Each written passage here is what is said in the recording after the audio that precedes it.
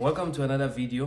Last time I made a video talking about my latest interviewing experience for a junior position, and I thought why not let you know about the first time I interviewed fresh out of varsity. Well, not really fresh out of varsity because I was still in varsity, but that's not the point. Let's get to the main point. And for that, I'll take you back to 2021 when I was in varsity doing my final year.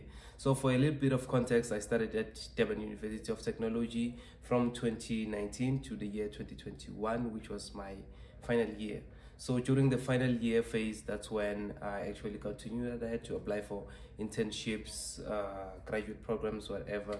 And I actually did. I think it was around July. I started applying with no luck, and the first company to reach out to me to be shortlisted and offered an assessment, which was the first round of the interview, is a company called KC Pivot. I think it's Kaleido Code. Yes, something like that. It's called Kaleido Code. And yeah, getting the first response, I was gassed up, obviously. First time getting response like, oh, congratulations, you've been shortlisted. So over the moon, I see the assessment and I'm like, okay, first phase down. I think this was a 5-round interview for an apprenticeship. Yes, that's what they call it, apprenticeship. So, you know, all over myself, and I went to LinkedIn and went to the company and actually reached out to a couple of people to ask, oh, how is this company like? Started Googling, you know, having those fantasies and getting paid, you know. You know, when you just actually like have hope and you think you're gonna land their role, and then you start calculating the expenses and all of that. Yeah, I was in that phase. So first phase, I was shortlisted, given the assessment, and from then I went to write the assessment.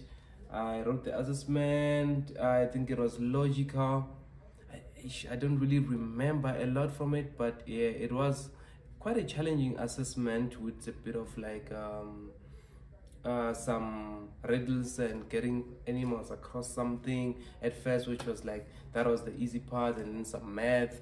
It was quite a bunch of assessments in one. I remember if they were not 4, they were 5. And I did that, and they also wanted me to send a 1-minute video of a clip, 1-minute video on WhatsApp. I don't remember, they said you should be saying why you think you are the best fit and all of those kind of things. So yeah, then it went quiet for a while, and I even went home. And while I was home, that's when I got the email to say, congratulations, you have passed the assessment. Now we are inviting you to an in-person interview. So it was like an assessment that I was supposed to go in there and write on paper, which was also a technical assessment. So also guessed up, I was home at the time, and I was like, okay, can you give me a couple of days so that I can come back to Durban and prepare so that I can come to write the assessment? And that's what I did. I sent them that email, and they were like, okay, cool, and when do you think you'll make it? Knowing myself, I'm like, I want to go write this thing, I want to go pass, and I want this, and I'm already gassed up. This is my first interviewing process to even begin with, which is a 5-round interview, and I think I'm on the 3rd one now, since I'm going to write an in-person assessment. And I went over there and got the address, and I went there. When I got there, I think that's when I got the kind of demotivated, or reality kind of set in. I met a couple of people who were also going to write, so I was a bit early, got offered coffee, nice environment, and I started talking to this guy, and that's when I realized, this guy is actually working, and he has hands-on experience, and I do not have quite that experience. And yeah, it was like software engineering / testing, so it had bit of both. So that guy was an automation tester, I think.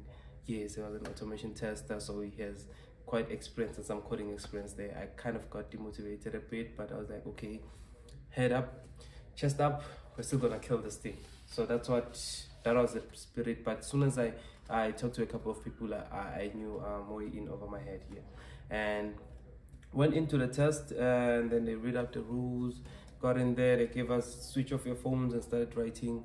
Okay, if you starting out, okay, cool, some nice things. It's like, okay, this is not that hard. It's your basic OOP, And yeah, then the third question, I think from the third question, that's where it got real. That's when I actually saw that, oof, this one is a hard one. I didn't know SQL at the time. To asking about SQL, I didn't know anything about it, and I didn't answer those questions. I went to the automation to the testings ones where they wanted to spot differences, and yeah, at that point I was devastated. I didn't really answer a lot. I think I only did well in when it comes to the coding questions, and the rest I didn't do good at all. I think I just did mediocre stuff. So from there I was still hopeful, because I think I'm like, okay, since I wrote good on the assessments, on the coding questions, they might as well call me for the coding questions, because it's a software engineer / testing. So yeah, went back to Rus and I chilled there week, 2 weeks, 3 weeks. I sent a message like, yo, what's happening? Like, I'm waiting here. And yeah, yeah, they said we're still going over the applications, we received hundreds and blah blah blah. I was like, okay, cool. 2 months passed, and the third month, I think it was around October, I think I had already accepted, and then they were like, yeah, you're not successful. That's, I think that was the biggest checker, and it was like, okay, this is a thing. Interviewing is a skill as well, and even if you do have the skill to like execute the job or do whatever that's needed, you still have to write the assessments, pass the assessments, and become the top candidate so you get the job. So I think that's where for me reality checked in, to be like, okay, this is not easy as I think it's gonna be, because I think I got a bit too excited when I first got that opportunity, and they said, you have been shortlisted. You see, when you get this, congratulations, you move to the next stage, then the hope gets a bit high, and then clouds your judgment. You think, okay, I'm on top of this. But yeah, I think the biggest takeaway from this is that even if you can still do the job that is required of you, you still have to pass the interview. So the interviewing is also a process on its own, and it's a skill on its own. So as much as you can have the skills, you can have whatever, you might be a good programmer, you still have to be a good interviewee. Yes, it's interviewee. Yes. So yeah, I think what you can take from that is try practicing interviewing, and try doing it with your friends. Do mock-up interviews, because without passing the interview, you're never really getting the job. So yeah, it is a process of its own, and don't be too hard on yourself. And with our job market right now, it's currently into shit. So yeah, that's my first time interviewing, and yeah, it was quite an experience, because I never really got to the point where you actually sit down and talk to the person. I got chowed at the third round, where I was doing the coding assessments like in person on paper. Yeah, it was on paper, it was not on a pen and paper. Yes, nothing else, pen and paper, and phone switched down, invigilator. Yeah, kind of like an exam. Yeah, that's my first time interviewing. I guess if I can call it even interviewing at this point, but it was really nice. I guess I kind of learned from that, and the second time is when I got my current job.